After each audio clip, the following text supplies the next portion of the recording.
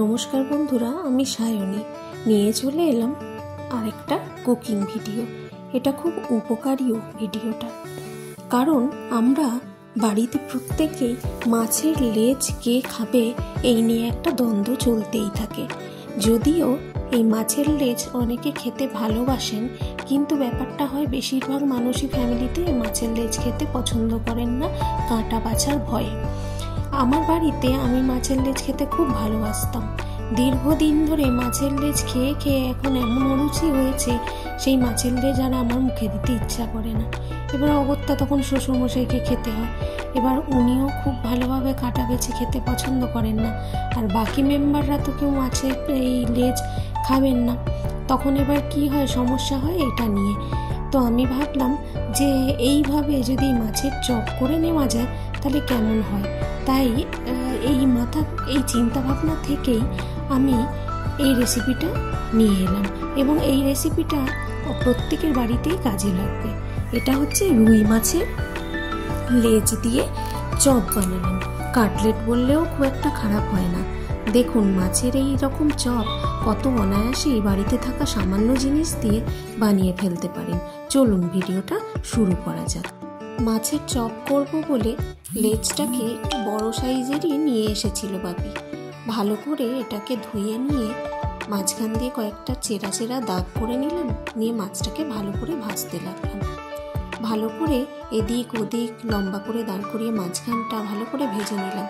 বাকি জিনিসপত্রগুলো রেডি করে নিচ্ছিলাম। আমি ধনেপাতা কুচি করে নিলাম, টমেটো কুচি, পেঁয়াজ কুচি, আদা কুড়ে নিলাম, একটু রসুন নিয়ে নিলাম, কাঁচা লঙ্কা কুচি একটু নিয়ে নিলাম। সব কিছু নিয়ে মাছের কাঁটা খুব ভালো করে বেছে নিয়ে কাঁটা বেছে নিলাম। নিয়ে তারপরে মাছটাকে একটুখানি তো কিছু দিয়ে টাইট করতে হবে, তাই ছাতু নিয়েছিলাম আমি। এখানে আপনারা আলু সিদ্ধ দিতে পারেন। মাছগুলোকে একটু একটু করে ভালো করে ছাতু দিয়ে মিশিয়ে নিলাম। এদিকে ফ্রাইং প্যানের মধ্যে রসুন পেঁয়াজ ভালো করে ভেজে নিচ্ছিলাম। যখন পেঁয়াজগুলো গোল্ডেন কালারের হয়ে আসবে, তার মধ্যে বাকি জিনিসগুলো দেবো। এদিকে মাছের আষ্টে গন্ধ যাতে একদমই না থাকে, ভাজা মাছ তাও যাতে আষ্টে গন্ধ না থাকে, তাই একটু লেবু চিপে নিলাম। এদিকে আমি টমেটো ধনেপাতা দিয়ে নিলাম। তার সাথে আগে থেকে সমস্ত মশলা রেডি করে রেখেছিলাম। জিরে গুঁড়ো, ধনে গুঁড়ো, কাশ্মীরি লঙ্কার গুঁড়ো, হলুদ, নুন, চিনি, এমনি লঙ্কার গুঁড়ো সামান্য পরিমাণ, আর একটু জল দিয়ে মশলাটাকে ঠিকঠাক করে নিলাম।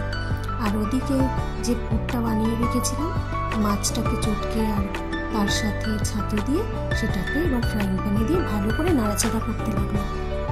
যতক্ষণ পর্যন্ত না হাতে করে ভালো করে পাকাতে পারবেন ততক্ষণ পর্যন্ত নাড়াচাড়া করতে হবে। এভাবে ফ্রাইং প্যানের গায়ে টেনে দেখবেন, যদি খুন্তি দিয়ে টানার সাথে সাথে এরকমভাবে দেখেন যে রোল মতো হয়ে যাচ্ছে, তাহলে বুঝবেন হয়ে গেছে। এবার এটা ঠান্ডা করতে দিলাম। স্বাদ মতো নুন দেবেন, চিনি দেবেন, জিরের গুঁড়ো, ধনের গুঁড়ো, লঙ্কার গুঁড়ো, হলুদ, এই সমস্ত মশলা দিয়ে আমি রেডি করলাম। তারপরে মাছের চপ করার জন্য আমি কর্নফ্লাওয়ার ময়দা মিশিয়ে নিয়েছি, আর আমার ব্রেড ক্রাম্ব ছিল না, তাই আমি কর্নফ্লেক্সকে হাতে করেই গুঁড়ো করে নিয়েছি। তারপরে এইরকমভাবে কাটলেটের আকারে গড়েছি। আপনারা চাইলে ফিঙ্গারের আকারেও গড়তে পারেন বা গোল গোল করেও করতে পারেন। আমি একটু চ্যাপটা চ্যাপটা চপের আকারে নিলাম। এইভাবে কর্নফ্লাওয়ারে ডুবিয়ে নিলাম, তারপর কর্নফ্লেক্সে মাখিয়ে নিলাম। সাদা তেল গরম করে তার মধ্যে ছাড়তে লাগলাম। সাথে স্যালাডও রেডি করে রেখে দিয়েছিলাম আগের থেকে। দেখুন, স্যালাড কাটা কমপ্লিট হয়ে গেছে। এদিকে মাছের চপগুলো একে একে করতে লাগলাম। মাছের ওই লেজটা দিয়ে আমার 6টা মতো চপ হয়েছিল। রাতে ডিনারে সেদিন আমাদের ছিল আলুর পরোটা, তার সাথে ছিল এই চপ, স্যালাড, সস। দারুণ হয়েছিল সেই দিনের ডিনারটা। আপনারাও রেডি করে দেখতে পারেন, খুব ভালো লাগবে। আমি এই যে রেসিপিটা অনেক দিন ধরেই করব ভাবছিলাম, করা হয়ে উঠছিল না। মাছের লেজা খেয়ে খেয়ে খেয়ে খেয়ে এত অরুচি হয়েছে, তারপর বাধ্য হয়ে এই রেসিপি করলাম। আর কেনা চপের থেকে কোনো অংশে কম কিছু হয়নি।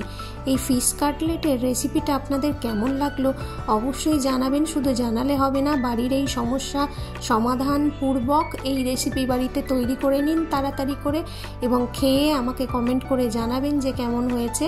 খুবই সামান্য জিনিস দিয়ে, তবে আলুও দিতে পারেন ইনগ্রেডিয়েন্টস হিসেবে ভেতরে। মাছের সাথে আলু সিদ্ধ চটকে নিতে পারেন।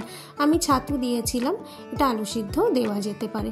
আর খুব সহজে আপনারা সন্ধেবেলা ইভিনিং স্ন্যাক্সেও এটা খেতে পারেন, বা দুপুরের দিকেও এটা ভাতের সাথে যাবে, সব কিছুর সাথেই এটা খুব সুন্দর যায়।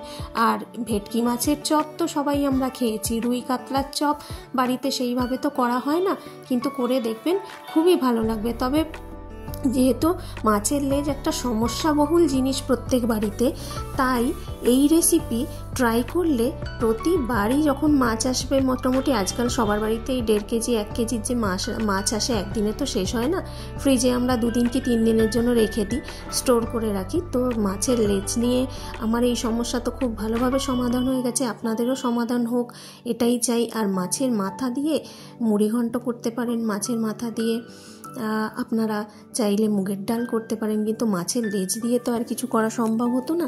আর একটা মাছের লেজের ভর্তা হয় শুনেছি, ওটা আর একদিন বানিয়ে দেখতে হবে কেমন হয়, সেই রেসিপিটাও আপনাদের সাথে শেয়ার করবো। আগে নিজে খাবো, তারপর কেমন হয়েছে জেনে তারপর আপনাদেরকে জানাবো। নিজে ট্রাই না করে কোনো কিছুই তো আপনাদের সাজেস্ট করতে পারি না, তবে এটা ট্রাই করেছি, এটা একদম 10 on 10, 100-এ 100। আশা করি ভিডিওটা উপকারে লাগবে। যদি উপকারে লাগে, যদি ভালো লাগে, please subscribe my channel, like করবেন, বন্ধুদের সাথে শেয়ার করবেন, কমেন্ট করবেন। কমেন্ট করলে ভিডিও বানাবার উৎসাহ পাই। সবাই খুব ভালো থাকবেন। নমস্কার, দেখা হবে অন্য আরেকটি ভিডিওতে।